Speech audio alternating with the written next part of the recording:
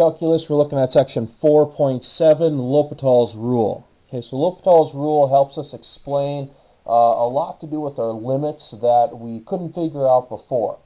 So one of the things that L'Hopital's rule really does is, remember back when we had the limit as x approaches 0 of sine x over x equals 1. This was a form of 0 divided by 0, in which then it was indeterminate.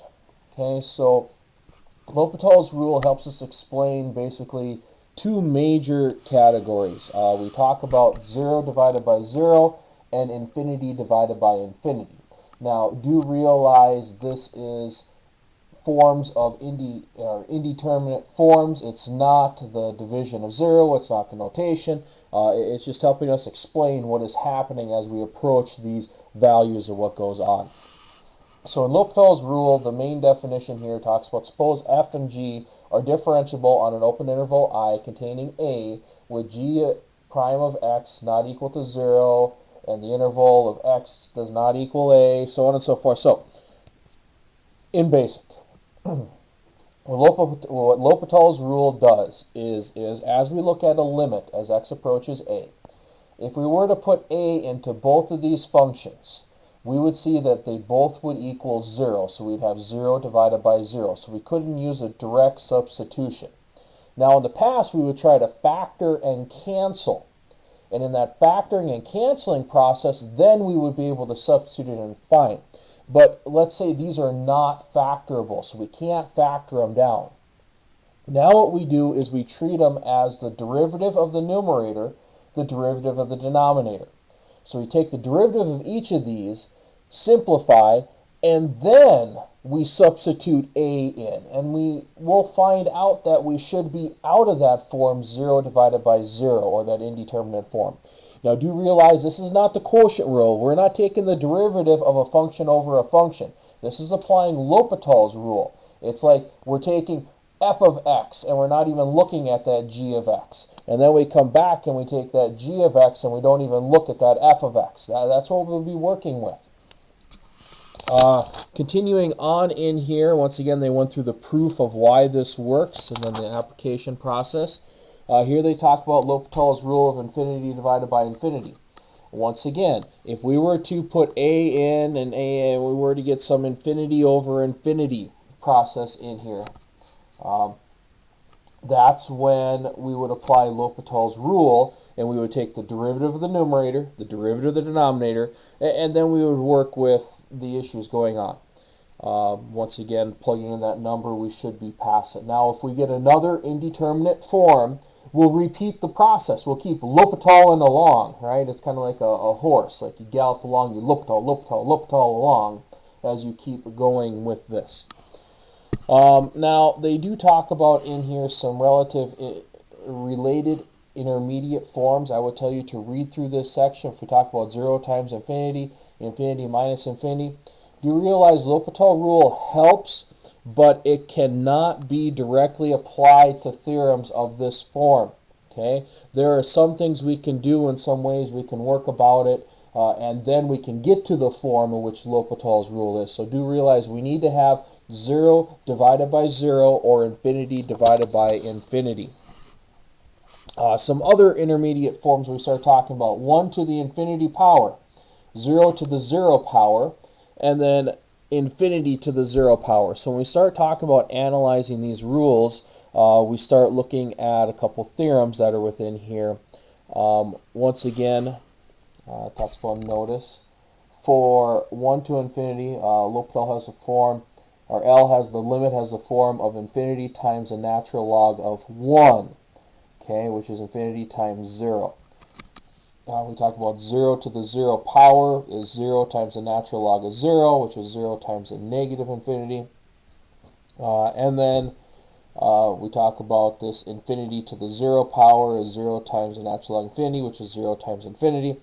So these are some of the ways that they start working with these theorems and stuff. We won't be going this in depth into it. We're going to be looking at the basics of L'Hopital's rule and how we can apply what's going on. So one of the couple more things here we talk about the growth rates of functions. Once again, We talk about suppose f and g are functions with the limit as x goes to infinity of f of x equals a limit as g goes to infinity of g of x equals infinity. Then f grows faster than g. And once again, if they're comparable growth rates, then we talk about this right here. So what this is talking about is if we have a function and we take the limit as we go to infinity, and if the denominator function is growing so much faster than that numerator function, we're going to see a 0 in that limit. That means that this limit is larger, or it grows faster than this numerator one. Now, if the numerator one grows faster than the denominator one, that means we're going to be getting to infinity before we can divide it out. Okay, so that's what this is talking about. And then if we divide this right here, we put infinity, and we get a constant as we go into this. Now do realize this is now comparable, that they're growing at about the same rate. They're not going to be canceling each other off. So we talk about ranking. Okay, this is something you really want to note down because we will be discussing this in our lesson. Okay, so we talk about the differences in infinities. Okay, so we talk about let f be less than g, meaning that g grows faster than f as x approaches infinity. With positive real numbers p, q, r, and s, and b greater than 1. So he's talking about these are arbitrary numbers greater than 1, so it doesn't matter what number we have here, it's what we're referencing. Now, we talk about the smallest infinity.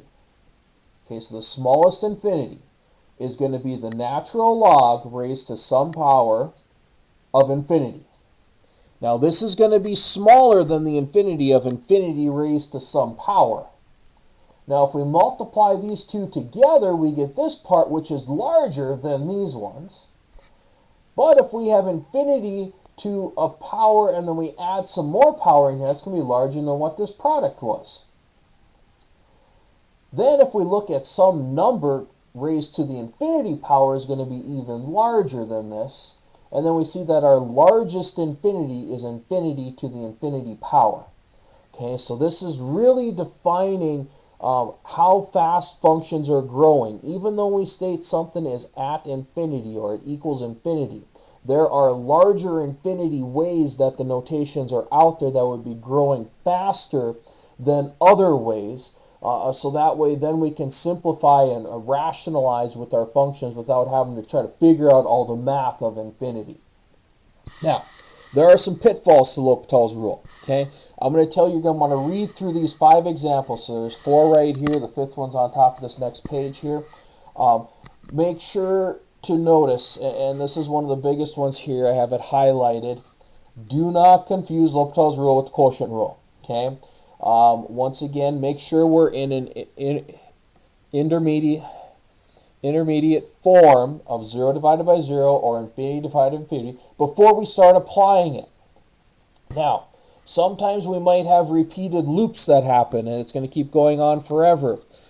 Sometimes we could just use our expressions. Make sure they're simplified expressions, okay? Always simplify first before we start doing it. That could eliminate quite a bit on here. Remember the rationalization, derationalization process that we could look into it. Once again, those unending cycles. You know, if we get 0 divided by 0, we apply L'Hopital's rule, we get 0 divided by 0. We apply L'Hopital's rule, we get 0 divided by 0. Apply L'Hopital's rule, we get 0 divided by 0. We just keep going back and forth. We start seeing a pattern in this.